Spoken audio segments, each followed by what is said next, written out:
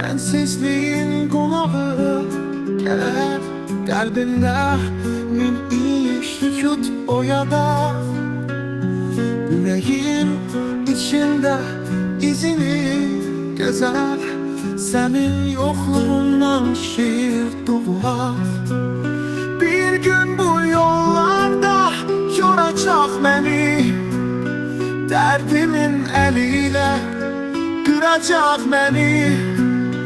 Her adım içimden seni çağırar, hasretin gönlümde saracak beni.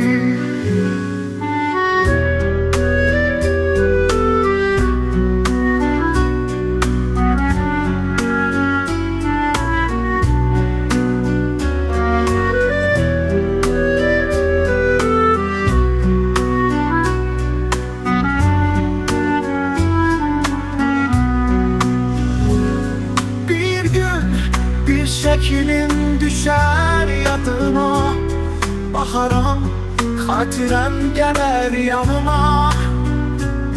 Bir kimse bilmeden gizlice yine dolanar gölgeler tek muradıma.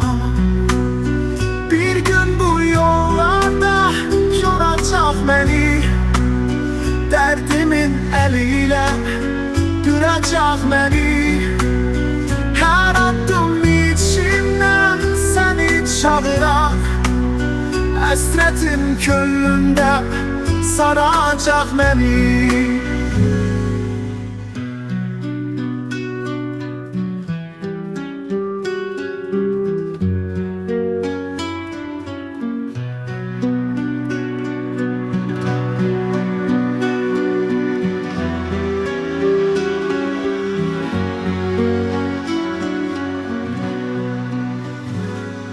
Bir gün bu şehirde bahar bitecek, yüreğim kedere konak gidecek. Belki de ayrılık ömür boyu yok, sadece bir ömür yarım edecek. Bir gün bu yollarda yoracak beni, derdimin eliyle kıracak beni. Her adım içimden seni çağırar, hasretin gönlümde saracak beni.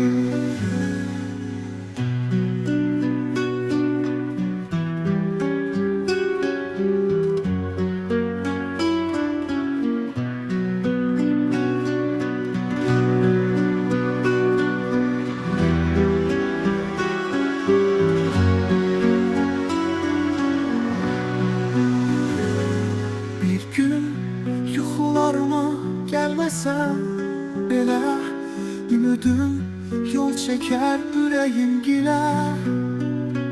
Sevgi unutulmaz gölge kimidir, gölgesiz yaşamak ölümdür. İler